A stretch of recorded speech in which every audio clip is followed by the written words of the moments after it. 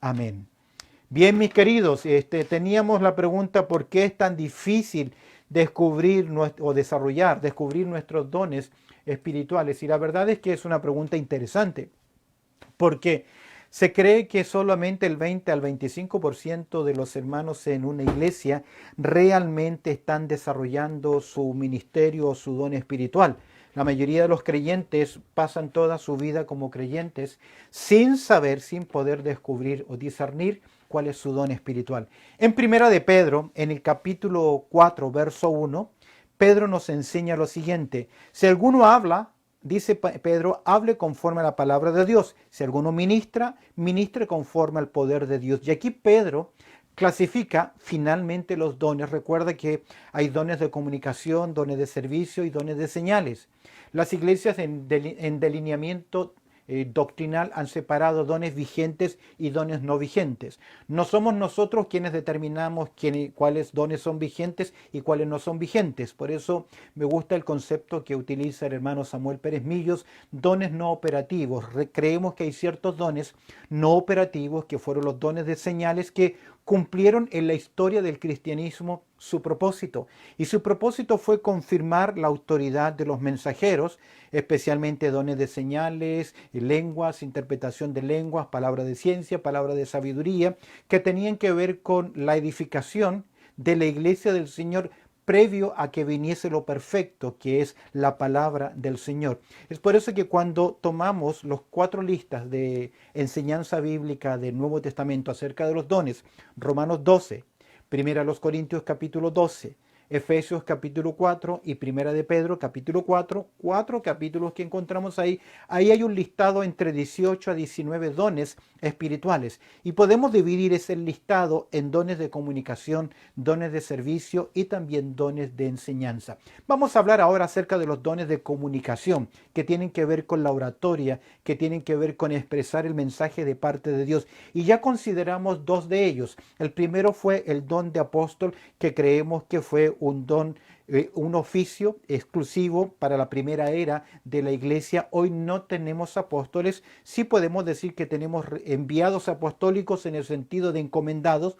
Pueden tener el servicio apostólico de ir con una misión, de ir con un mensaje, que pueden ser nuestros misioneros, pero en oficio los dones apostólicos cumplieron su propósito, ya que ellos pusieron el fundamento doctrinal de la iglesia. Considerábamos Efesios capítulo 2, versículo 20, ahí claramente se nos dice que ellos pusieron el fundamento. Judas 3 dice que ya la fe, la doctrina, fue entregada por medio de ellos, y Hebreos capítulo 2, verso 3 dice que el Señor confirmó el mensaje de estos hombres de Dios, lo confirmó para separarlos, por así decir, de cualquier otra falacia o cualquier otro engaño. Es decir, las credenciales de un apóstol era que hiciese señales, prodigios y milagros. Es por eso que Pablo, cuando tiene que defender su ministerio apostólico, cuando escribe su segunda carta a los Corintios, y lo verás en el capítulo 12, verso 12, versículo clave, Pablo dice que él tuvo las señales de apóstoles, que son señales, prodigios y milagros. Con esto no estoy diciendo que Dios no puede hacer milagros, que Dios no puede obrar. Claro que sí. Pero al ser milagros son acciones sobrenaturales y no son continuas, no es todos los días, porque si ocurriesen todos los días dejarían de ser milagros, ya serían normales, casuales. El Señor obra de acuerdo a su soberanía. Explicábamos un poquito Marcos capítulo 16, verso 15 al 20, que algunos creyentes toman, dice, si tú crees, estas señales deben estar en ti. El texto en Marcos capítulo 16, como hacía mención, son 5 señales que estuvieron presentes, no una ni dos, las 5 en el ministerio apostólico, ya que el verso 20 de Marcos capítulo 16 dice que saliendo ellos, el Señor les asistía, confirmaba la palabra con señales, prodigios y milagros. En Hechos 5:12 dice que por la mano de los apóstoles se hacían muchas señales, prodigios en el pueblo. Ese fue el distintivo. Cumplieron su propósito. Hoy no tenemos, en el presente no tenemos apóstoles. De igual forma, otro don que hacíamos mención en el estudio anterior fue el don de profecía, que tiene que ver en el Nuevo Testamento.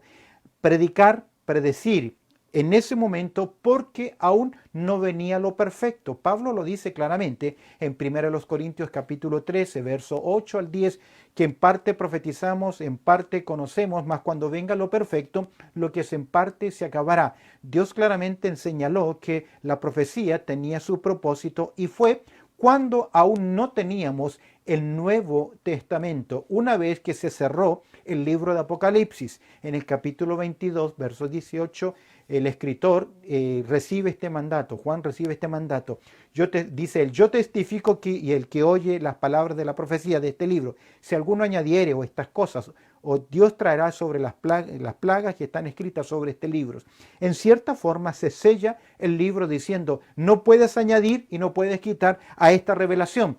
Y por esta revelación también entendemos el Nuevo Testamento, ya que en el 96 de la era cristiana se escribe finalmente el libro de Apocalipsis y de Revelación y se cerró hasta el día de hoy la revelación bíblica. Cualquiera que diga yo recibí un mensaje de revelación de parte de Dios, e históricamente si tú consideras las sectas religiosas, todos los grupos sectarios comienzan con alguien, un hombre, una mujer que recibió una revelación extra bíblica. Hoy nosotros, como dice Pedro en su mensaje, en su segunda carta, en el capítulo 1, verso 17, tenemos la palabra profética más segura. Hoy usted y yo debemos utilizar la palabra del Señor. Hay un dato interesante que mencionaba cuando Pedro escribe su carta, en su segunda carta, en el capítulo 2, verso 1. Míralo ahí, segunda de Pedro, capítulo 2, verso 1. Pedro señaló lo siguiente. Pero hubo también falsos profetas entre el pueblo, y se está refiriendo a la nación de Israel. Como habrá, tiempo futuro, entre vosotros falsos maestros. ¿Por qué no dice Pedro falsos profetas? Porque Pedro entiende que ya no habría más profetas. ¿Por qué? Interesante. Todos los profetas, dijo el Señor Jesucristo, profetizaron hasta Juan. ¿Por qué hasta Juan? Porque hasta Juan todos profetizaban acerca de la primera venida de Cristo Jesús. Ya Jesús está presente, por lo tanto Juan es el último profeta de la economía antiguo testamentaria, y la mayoría de los profetas del Antiguo Testamento, su mensaje tenía que ver con predictivo y predicativo. Predecir eventos futuros, en especial con la nación de Israel y el Mesías viniendo a la tierra. Es por eso que Juan es el último de los profetas, porque después del ministerio de Juan emerge la persona de Cristo Jesús. Y en el Nuevo Testamento, como Agabo y algunos otros, en Hechos capítulo 13 dice que había profetas y maestros, es porque en aquel momento no circulaba la palabra del Señor. Lo único que había eran algunos grupos, algunas personas de dinero con copias del Antiguo Testamento, pero en la medida que Pablo comenzó a escribir sus cartas y éstas comenzaron a circularse y comenzaron a preservarse en las congregaciones, se convierte posteriormente en el Nuevo Testamento. Después del segundo siglo de la era cristiana se recopilan, por así decir, los libros del Nuevo Testamento, llegando a ser 27, que las iglesias del primero, segundo siglo lo aceptaron como libros autoritativos, y a eso se le llama el canon bíblico. Cuando usted oye la palabra el canon bíblico, tiene que ver con el reconocimiento de ciertos libros, 27 libros que son lo que nosotros conocemos como la palabra de Dios, sumándonos entonces la Biblia a un total de 66 libros. Cuando se cierra el libro de Apocalipsis, se acaba la profecía. Es por eso que Pedro dice, hubo en el pasado falsos profetas, como habrá en el porvenir, en el futuro, falsos maestros. ¿Por qué falsos maestros? Porque ellos trabajarán sobre una base escrita. Pablo dice que en los últimos tiempos habrán falsos maestros, doctrinas de demonio, y lo que hacen es torcer las escrituras. Pedro lo dice, observa conmigo en su segunda carta, hay un texto interesante ahí, segunda de Pedro, él dice lo siguiente, en el capítulo 3, él dice, dice el verso 15, 3:15, teniendo entendido que la paciencia de nuestro Señor Jesús, nuestro Señor es para salvación, como también nuestro amado hermano Pablo, según la sabiduría que le ha sido dada, os ha escrito casi en todas sus epístolas. Estoy leyendo segunda de Pedro, capítulo 3, verso 16, dice que como nos ha escrito en todas sus epístolas, casi en todas sus epístolas, hablando en ellos de estas cosas, entre las cuales hay algunas difíciles de entender. Y mira lo que agrega Pedro, las cuales los indoctos e inconstantes tuercen. Y agrega, como también las otras escrituras, para su propia perdición. Pedro reconoce que lo que Pablo ha escrito, sus cartas, son escrituras. Y esa palabra aquí es grafé, que tiene que ver con santas letras, con la palabra de Dios. Pedro iguala la enseñanza del Antiguo Testamento con los escritos de Pablo como palabra inspirada, como palabra del Señor. Y Pedro dice que ya algunos indoctos tuercen para su propia perdición. De esta forma cerramos entonces el ministerio de profetas y también de apóstoles. Otro don de comunicación lo menciona Efesios capítulo 4, que tiene que ver con el ministerio o el don de ser un evangelista. ¿Qué es un evangelista? Es una persona llamada por Dios, siempre capacitada, llamada por Dios, especialmente que recibe la capacidad para comunicar el evangelio, ya sea de forma pública en una plataforma o de forma privada, casualmente persona a persona. Dentro de nuestra iglesia tenemos algunos hermanos y hermanas que es notorio el don de evangelismo porque ellos continuamente están compartiendo con otros la palabra. Ahora, el don de evangelista no es sencillamente aquel que bla bla y comienza a hablar de la Biblia, del Evangelio de Cristo. El que tiene el don de evangelista tiene la capacidad de presentar el Evangelio claramente y, escúchame bien, llevar las personas a una decisión por Cristo, es decir, en forma práctica, Él les lleva al conocimiento de la palabra de Dios. Yo recuerdo un hermano en Argentina que era el profesor de evangelismo personal y cuando salíamos con él era increíble. No importa el tema que estaba tratando con alguien, desde ese punto poco a poco le llevaba a Cristo y era efectiva la conversión de las personas. Es un don de mucha elocuencia y está relacionado con los ministerios de comunicar, de llevar el mensaje. Tenemos en el Nuevo Testamento a un reconocido Felipe, apodado llamado el evangelista. ¿Por qué? Y lo vemos él llevando el mensaje a Cesarea, a Samaria, lo vemos predicando públicamente, pero también lo vemos en un ministerio personal con el eunuco que también lo lleva a Cristo Jesús. Es posible que el que tiene el don de evangelista tenga estos síntomas o estas señales. En primer lugar, pasión por las almas. Siempre está pensando en cómo alcanzarlo, está pensando en folleto, está pensando en términos prácticos de cómo llevar el mensaje. El evangelista siempre cargará folletos, tratados, buscará las formas de compartir y tendrá una carga en su corazón profunda. Por lo general, cuando se convierte a alguien, viene una persona a los pies de Cristo, se emociona profundamente porque considera que ese es un gran milagro, es un gran acontecimiento, es una gran celebración ver personas a los pies de Cristo. Siempre está prestando atención en la iglesia cuando viene gente nueva y trata inmediatamente de acercarse, saludarle porque tiene esa pasión por las almas perdidas. Es elocuente en el sentido de que tiene la habilidad de poder comunicar el mensaje, facilidad de hacer amistades con los incrédulos, y esto es interesante. No todos, personalmente a mí me cuesta mucho romper el hielo con otras personas. Tengo una personalidad, aunque usted no lo crea, muy tímida y me cuesta mucho romper el hielo para establecer una conversación con otras personas. Pero el que tiene el don de evangelismo fácilmente se relaciona, es amistoso e inmediatamente ya comienza a interactuar con personas. Ora específicamente por los incrédulos y no está tranquilo sin hacer algo.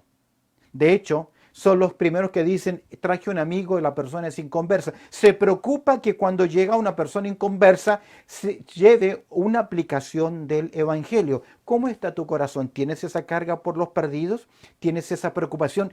Recomendaciones importantes, memorizar un plan de salvación. Dentro de nuestra iglesia tenemos un librito que es sencillamente de 5 pasos, un folleto de 5 pasos muy prácticos para presentar el Evangelio de Cristo Jesús. Si algunos tienen interés, creo que tengo en SoundCloud, archivado ahí en la nube, una serie de evangelismo personal. Si tú tienes interés, me puedes pedir el link, yo te lo doy y puedes escuchar una clase. Son 22 o 23 clases sobre evangelismo personal. Vamos con otro don importante de comunicación. Pastor maestro, lo encontramos en Efesios capítulo 4, obsérvalo conmigo, en el versículo 11 es un texto muy conocido de la palabra del Señor. Efesios capítulo 4, versículo 11 dice, hablando acerca de la obra de nuestro Señor Jesucristo, que Él mismo constituyó, dice el texto, y Él mismo, hablando de Cristo, constituyó, estableció, puso como un mayordomo suple. El Señor Jesucristo toma hombres dotados y los entrega a la iglesia. Y entre los hombres dotados que Dios entrega a la iglesia están mencionados apóstoles y profetas, evangelistas, y ahora menciona pastores y maestros. Tiendo a creer que esa conjunción, la palabra y que aparece ahí, que es una conjunción copulativa, anexa que es pastor, no separa y los maestros, sino que pastor por medio de la enseñanza. Ahora, cuando hablamos del ministerio pastoral, ¿es un don? ¿No es un don? Creo que en primer lugar aquí encontramos que es una persona dotada y que es entregada por el Señor Jesucristo como un don, como un dómata a la iglesia. Pero el pastor es una persona llamada por Dios y capacitada por el Espíritu Santo para pastorear un grupo local mediante la enseñanza de la palabra de Dios, dando alimento, dando guía, protección al pueblo del Señor. Este hombre de Dios ejerce tanta influencia que guía a un grupo hacia una meta, porque tiene la capacidad de presidir, de liderar, que no solo es la autoridad o la posición. Hay gente que ejerce el pastorado, ancianado, liderazgo, son presbíteros, dependiendo de la denominación, que llegan ahí por reconocimiento, le otorgaron esa posición o porque una entidad le otorgó la posición. Pero no necesariamente tienen el don, ejercen el oficio sin tener este llamado especial. El liderazgo no simplemente es aquella persona que está en autoridad, sino que tiene un respaldo notorio de parte del Señor. Yo he conocido a personas que durante parte de los años de su vida han ejercido el oficio de pastor o de líderes o de ancianos sin necesidad de tener ese don, ese llamado especial. ¿Por qué? Porque el don del Señor es irrevocable. Si alguien fue llamado al ministerio pastoral, aunque hoy, en el presente, no esté ejerciendo una posición pública de pastoreo, de liderazgo, siempre, siempre, siempre tendrá personas que él está cuidando y pastoreando. ¿Por qué razón? Porque esa es la naturaleza esencial. El gran ejemplo de lo que es el ministerio pastoral, de lo que es nuestro desafío, a mi persona, a los hermanos que están, a los hermanos ancianos, los hermanos que están en el liderazgo, el gran ejemplo es el Salmo 23. Ahí tenemos todo un cuadro de Dios como el buen pastor, que no es otra cosa, otro reflejo de la persona de Cristo Jesús. Pero vemos en el Salmo 23 cuál debe ser la responsabilidad de aquel que ha sido llamado por el Señor. Se puede ser, escúcheme bien, un maestro sin ser un pastor, pero no se puede ser un pastor sin tener el don de la enseñanza. Algunos podrán ejercer el oficio de líderes o de ancianos, pero la evidencia principal del llamado del Señor de ese hombre es que conoce las Escrituras, comprende las Escrituras y comunica también las Escrituras. Se puede tener el don de enseñanza y hay hermanos dentro de nuestra iglesia que tienen la capacidad de comunicar y enseñar la palabra de Dios sin necesidad de tener el don o el llamado al ministerio pastoral. Pero es imposible tener el llamado al ministerio pastoral sin tener el don de la enseñanza. ¿Por qué razón? Porque el instrumento principal por el cual el llamado del Señor, el pastor, ministra, ¿qué es? La palabra del Señor, y debe conocerla, debe poder saber cómo aplicarla. Ahora, algunos principios para el pastorado. Yo sé que nos ven también algunos otros hermanos que no son de nuestra iglesia y también están, y sería una interesante lección en este aspecto. Creo que hay algunos principios importantes e interesantes que tienen que ver con el ministerio pastoral, principios para el ministerio pastoral. En primer lugar, convicción personal del servicio. Justamente ayer oía la enseñanza de un predicador y decía, si tú eres un alcalde, si tú eres un presidente, ¿y cómo se llama? O si tú eres y Dios te llama al ministerio pastoral, no has subido de rango, no has bajado. Pero si tú estás en el ministerio pastoral y abandonas para ser un abogado, para ser un presidente, estás bajando el nivel. ¿Por qué? Porque aquel que tiene ese llamado principal del Señor tiene que estar seguro que es una persona, debe tener la convicción personal de ese llamado. Mis queridos, el pastor Lozado lo puede comentar y algunos otros hermanos en el ministerio, pastores que tal vez nos estén viendo, ellos, o tú lo puedes preguntar, lo que nos mantiene firmes en el ministerio, porque hay más decepciones que gloria y que alegrías. Si hay gozo ver el pueblo del Señor y un pastor cada vez que se congrega cuenta nucas. ¿Qué significa eso? Siempre estamos contando y pensando en los que no vinieron. Es un agrado, hay mucho gozo, pero también es un ministerio muy triste, muy solitario y también de mucha crítica. Es por eso que en esos momentos difíciles, tanto en el área de apoyo, en el área de crecimiento, como en el área económica, porque también nosotros sufrimos en ese aspecto en dependencia del Señor. Si el pueblo del Señor no es fiel en apoyar la obra del Señor, siempre los que estamos en el ministerio sentimos una preocupación y un temor. ¿Por qué? Porque en cierta forma mi sustento depende de la fidelidad del pueblo del Señor, aunque no debiera ser así, porque mi soporte, mi sustento viene del Señor, pero se manifiesta en la fidelidad del pueblo del Señor. Por eso te digo que a veces no es grato. En mis años pasados ha sido difícil, no aquí, tal vez en mi país, bueno, también acá, ministrar con necesidades personales, económicas y familiares. No es fácil llevar la palabra del Señor cuando no tienes al día siguiente que darle de comer a tus hijos. Pero, ¿qué nos mantiene firme? Primero, la convicción personal del servicio. Es por eso que Pablo en 1 Timoteo, voy a mencionar algunos versículos, en el capítulo 3, verso 1, Pablo dice así: palabra fiel, si alguno anhela obispado, buena obra desea. Si anhela, si procura, si quiere estarlo, debe tener en primer lugar una convicción personal. Si no tienes ese llamado y esa convicción, querido hermano, joven, que estás estudiando, tal vez tu ministerio sea otro, no te involucres ahí porque vas a dañar tu corazón y la obra del Señor. 1.500 personas abandonan el ministerio pastoral en los Estados Unidos porque se queman por desilusión, por problemas familiares, por caídas. Hay mucho peligro en esta área y es difícil mantenerse firme porque las presiones son grandes. Por eso, algo clave importante en aquel que tiene el ministerio pastoral, en primer lugar, convicción personal del servicio. Pablo dice en 1 Corintios capítulo 9, verso 16, pues si anuncio el evangelio no tengo por qué gloriarme, porque me es impuesta necesidad, y ay de mí si no anunciaré el evangelio. Pablo está diciendo acá, yo tengo una convicción personal de hacer la obra del Señor y llevar la palabra. Jeremías lo expresó así en el capítulo 20, versos 7 al 9. Jeremías lo expresó así: me sedujiste, oh Jehová, y fui seducido más fuerte y fuiste que yo, y me venciste. Cada día he sido encarnecido, cada cual se burlaba de mí, porque cuántas veces hablo, doy voces, grito, violencia, destrucción, porque la palabra de Jehová me ha sido para afrenta y escarnio cada día. Y dije, no me acordaré más de él, ni hablaré más en su nombre. No obstante, había en mi corazón como un fuego ardiente, ardiente metido en mis huesos, y traté de sufrirlo y no pude.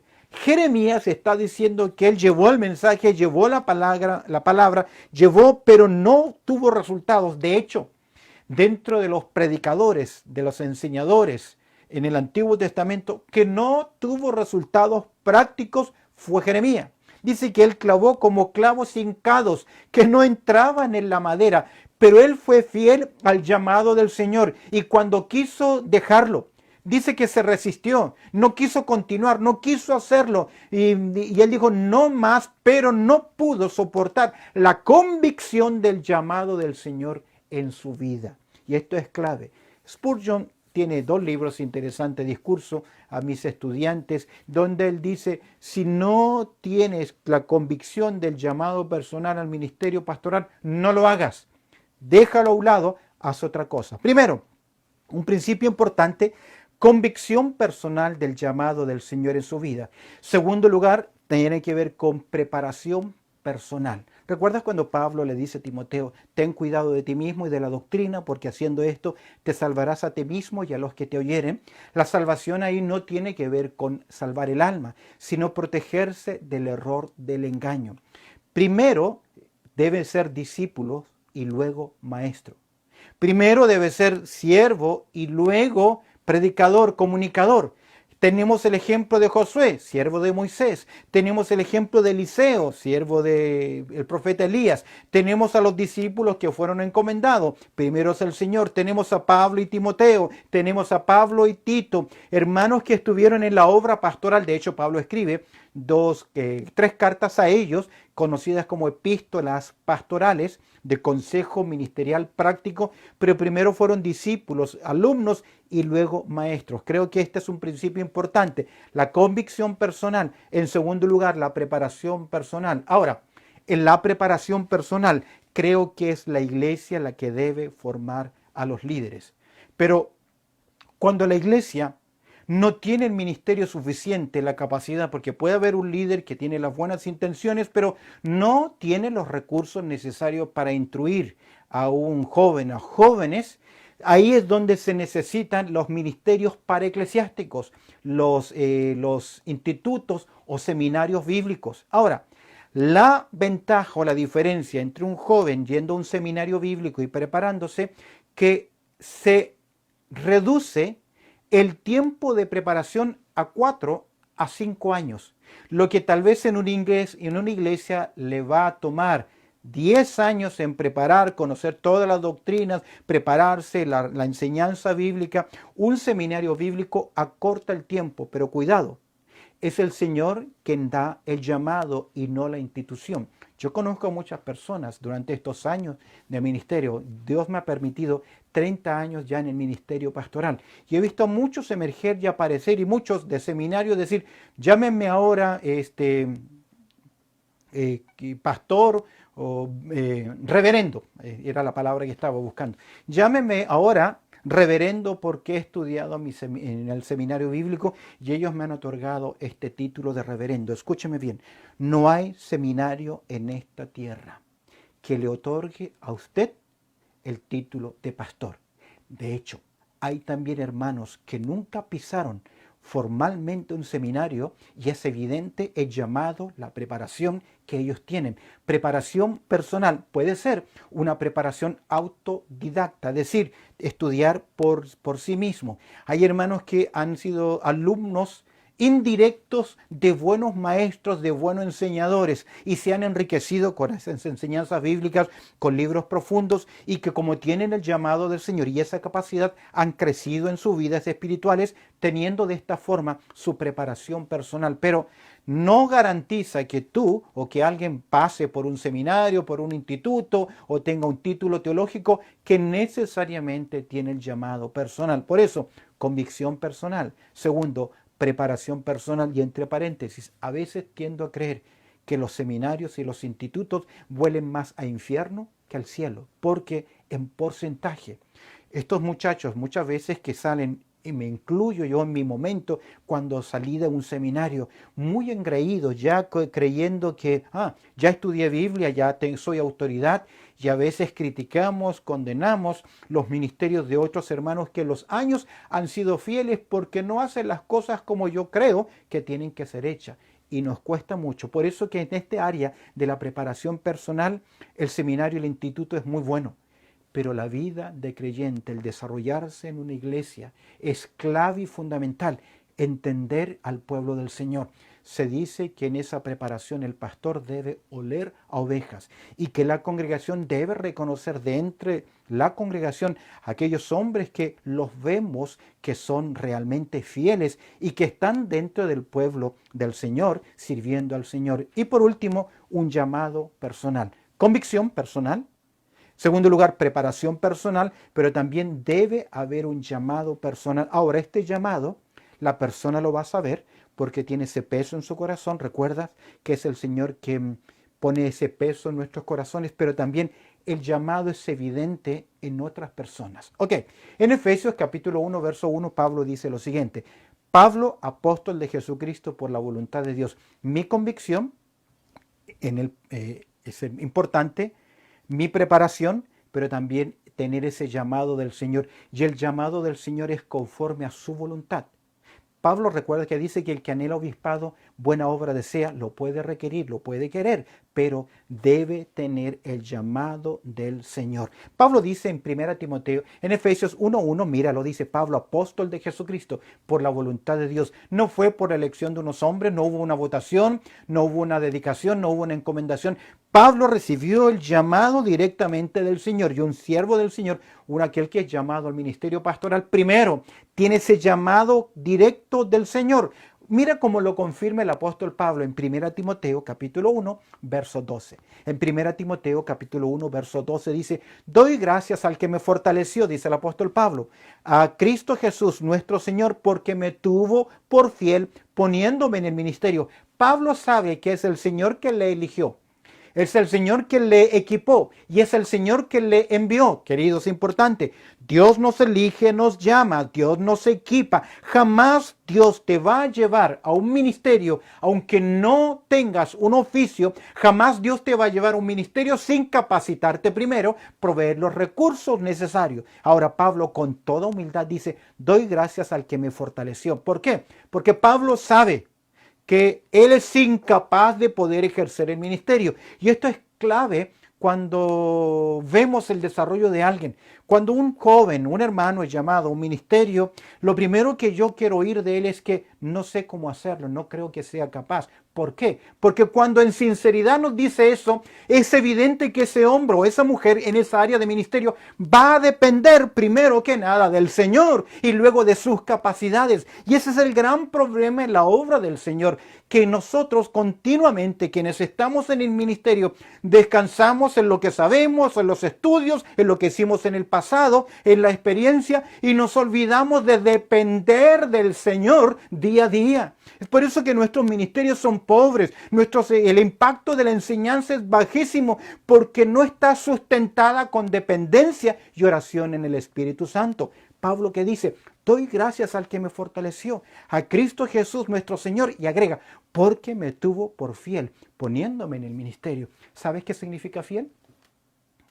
Que cumple lo que se le encomienda, que es responsable, que su palabra tiene peso. Y aquí es otra cosa importante. ¿Cuánto peso tienen tus palabras, tus compromisos, tus decisiones? ¿Cuánto peso tienen? En Hechos capítulo 20, verso 28, Pablo dice así, hablando con los líderes, los ancianos, los pastores de la iglesia en Éfeso.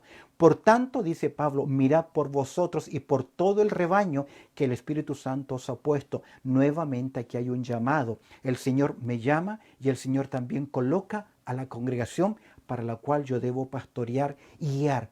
Pablo dice en Hechos 20, 28, márcalo. Por tanto, mirad por vosotros. Muy importante, porque podemos tener la capacidad, podemos tener el conocimiento, pero debemos tener el carácter. Creo que el carácter es más fundamental que el conocimiento y las capacidades que uno tenga. A través de los años uno ve jóvenes hermanos con muchas capacidades, con mucho conocimiento, pero les ha fallado el carácter. El carácter es clave en el ministerio. No puede ir up and down, arriba, abajo, no puede ser... pasamos por momentos de crisis. Pablo en su segunda carta a los Corintios, él dice que él consideró que iba a perder la vida, pero vemos una templanza en toda su vida de ministerio. Por eso Pablo le dice a los hermanos, tengan cuidado de vosotros mismos y por todo el rebaño que el Espíritu Santo os ha puesto por obispos, para apacentar, alimentar, guiar la iglesia, y agrega, del Señor, la cual él ganó con su propia sangre. En Hebreos capítulo 5, verso 4, ya quiero ir cerrando el tema, nadie toma para sí esta honra. Dice, el escritor a los Hebreos está argumentando sobre el sacerdocio arónico y el llamado del Señor a la familia de Aarón. Y él dice, y nadie toma para sí esta honra, ser sacerdote, sino el que es llamado por Dios, como lo fue Aarón. Aquí hay algo interesante. Ser un anciano, ser un líder, ser un pastor, no es solamente de fui al seminario, quiero hacerlo.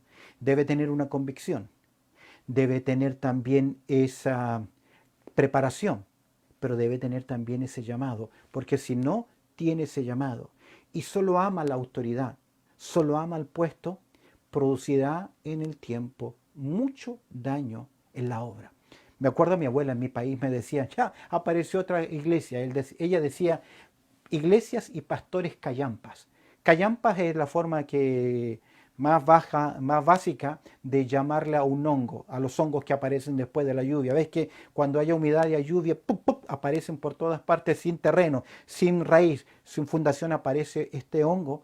Mi abuela decía, son pastores y ovejas y iglesias callampas, que de un día para otro nacen. Y así como nacen, también mueren. Pero ¿sabes qué ocurre?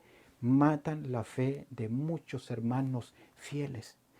Me recuerdo cuando comencé el ministerio acá, a mis 2 años o 3 años de ministerio, cuando nos unimos en un momento con un grupo de hermanos, alguien me dijo lo siguiente, mire, no es que yo no crea en usted, pero yo no le creo a los pastores. Fue duro, pero entiendo lo que me quiso decir, porque durante su vida como creyente, que ha sido una persona fiel, es evidente que vio la caída, el fracaso de líderes.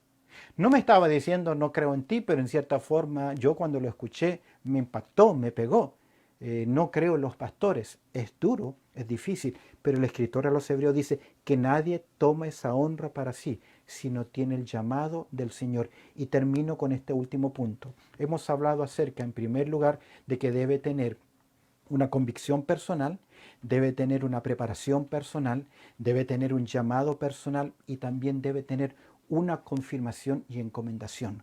Confirmación, ¿por qué? Porque nadie puede pararse de Dios me llamó al ministerio pastoral sin que Dios lo confirme con otros líderes y con la congregación. En 1 Timoteo capítulo 4, verso 14 dice, no descuides el don que hay en ti, que te fue dado mediante profecía con la imposición de las manos del presbiterio. No significa que el don lo recibió, en este caso Timoteo, porque oraron por él y le pusieron las manos.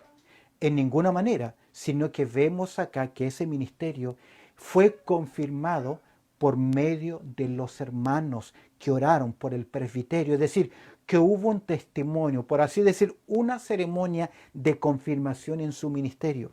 En Hechos capítulo 13 vemos en el verso 3, dice que entonces, habiendo ayunado y orado acerca de las personas que Dios había llamado, les impusieron las manos y los despidieron. Al imponerle las manos, no es que los ungieron, no es que les atribuyeron poder como se cree, sino que el imponer las manos significa, nos identificamos con tu ministerio, sabemos que Dios te ha llamado y somos uno contigo.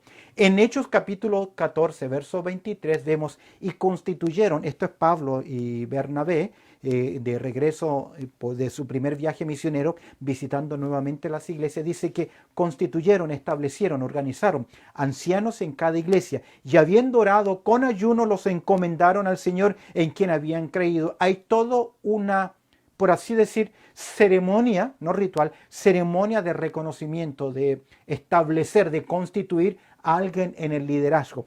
Y leo en 1 Tesalonicenses 5, versos 2 y 13, lo siguiente. Os ruego, hermanos, que reconozcáis a los que trabajan entre vosotros y os presiden en el Señor y os amonestan. Es decir, es deber de la congregación respetar, reconocer y retribuir el ministerio de aquellos que están ejerciendo el liderazgo dentro de la obra del Señor. Cada iglesia, cada congregación sabrá cómo hacerlo.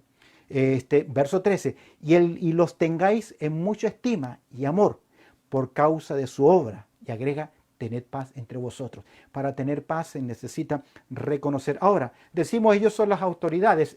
Cuidado, somos autoridades delegadas, no somos los mandamases ni los jefes de la obra del Señor. La iglesia tiene solo un jefe. La iglesia tiene solo una cabeza, pero también Dios nos elige a nosotros, nos llama, nos capacita, nos encomienda y nos da también, y es nuestro deber buscar la dirección del Señor. Y en cierta forma, toda congregación debe darle el respeto necesario a sus líderes. Podemos tener mucha amistad, podemos tener mucho compañerismo, pero usted debe respetar también el liderazgo. ¿Y cómo se respeta? Con oración, con apoyo, con fidelidad, con generosidad, con obediencia, imitando el buen ejemplo de estas personas. Son personas llamadas, que tienen una convicción, pero debe ser evidente también. En algunos círculos, especialmente en algunas líneas, después de que el joven ha estudiado, él es evaluado doctrinalmente por el seminario y le da un título. Y después de que ejerce el ministerio por un par de años, él tiene que presentar una tesis escrita de convicción doctrinal y se llama un sínodo, un grupo de pastores, misioneros, profesores de seminario, y se les hace una examinación. Por lo general, las examinaciones duran entre 3 a 4 horas, porque las primeras 2 horas son de preguntas de doctrina.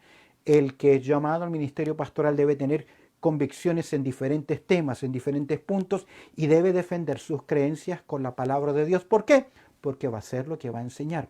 Y también se le hacen preguntas en el área ministerio pastoral y luego este grupo lo encomienda. Es ahí donde reciben algunos un certificado, un diploma, se llama de encomendación al ministerio pastoral.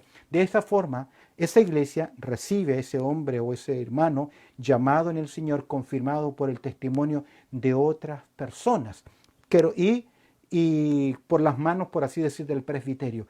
Hay un reconocimiento en esta área. Pero cada iglesia puede hacerlo de forma diferente. Pero aquí hay un conjunto. El liderazgo lo reconoce, pero la congregación también debe reconocer y respetar, porque al final la congregación va a seguir la dirección de ese hombre en el ministerio. Creemos que el ministerio pastoral solamente es para varones. A la luz de las Escrituras en el Nuevo Testamento no hay opción en el área de mujeres como pastoras. Algunos le llaman pastora porque la esposa del pastor sería decirle a la esposa del mecánico la mecánica, que no es así. El pastorado es un llamado directamente a los varones. ¿Por qué? Porque Dios lo estableció así. No hay vuelta que darle en esto. Posibles síntomas, y debo terminar. La gente, ¿qué síntomas hay de que alguien tiene ese ministerio, ese don, ese llamado al ministerio pastoral? Primero, la gente siempre lo estará buscando para tomar decisiones importantes. Creyentes espirituales, la mayoría que no pide consejo en sus decisiones es porque hay soberbia o no quiere que le digan lo contrario o porque no sabe reconocer las autoridades espirituales que Dios pone en una iglesia. Pero uno de los síntomas es que la gente lo busca para tomar decisiones. Segundo, puede mantener orden y guía a un grupo, dar dirección, tiene la capacidad de poder organizar, de poder proyectar. No es solamente seguir, estar arriba de la pelota y avanzar, si está en inclinación, le da. Es mucho más que sencillamente estar predicando y enseñando. Fácilmente ve los problemas y otra cosa importante, presta ayuda, es práctico. Muchas personas ven los problemas, ven las dificultades, pero no son poco prácticos. Para mí, los que tienen el llamado ministerio pastoral, la gente los va a buscar para tomar decisiones. Tienen la capacidad de mantener orden, guía. Siempre están escribiendo no rules, sino procedimientos de cómo ser más práctico. Fácilmente ve los problemas, presta ayuda, presta atención, ve las dificultades, percibe, tiene interés en el crecimiento de los hermanos, infunde mucha lealtad y respeto. Y un pastor siempre tendrá, por así decir, un rebaño. Recuerdo hace años atrás, estaba en mi enseñanza en Argentina, termino con esto, y le dije mi consejero, ¿sabes qué? Creo que tengo el ministerio, que Dios me está llamando al ministerio pastoral y a fundación de iglesias. Estaba en el seminario bíblico. Él me dijo, así como tú, hay cientos de muchachos más que piensan lo mismo. La diferencia está en esto, me dijo él. Si tú tienes el llamado, el ministerio, tienes que mirar por sobre tu hombro hacia atrás y ver si personas te siguen y qué tipo de personas te siguen. ¿Qué significa eso? Me dijo, acá todos quieren ser caciques, nadie quiere ser indio. Todos quieren mandar y no todos quieren seguir a otros. Y esa es la diferencia. ¿Entiende lo que te digo? Y fue interesante, y creo que este es un principio importante. Siempre el que tiene el llamado al ministerio pastoral, habrá personas que respalden, que apoyen, que le sigan su ministerio. No, es que yo fui pastor en tal parte, en tal lugar. Donde está, siempre el que tiene don de enseñanza estará enseñando. Donde está el que tiene el don de exhortación, siempre lo estará haciendo. Y donde está el que tiene el don del ministerio pastoral, siempre habrá un pueblo que le siga, que respete su enseñanza y que le tenga confianza para en algún momento pedir ayuda. No es lo mismo tener el don de exhortación o el don de aconsejar, que lo veremos en nuestra próxima clase. Creo que me extendí en el tiempo. Vamos a cerrar en el día de hoy y espero que esta enseñanza sea de bendición. Y si lo fue para ti, aprovecha el enlace y compártelo para otras personas, para otros jóvenes, porque es importante considerar consejos prácticos en la obra del ministerio.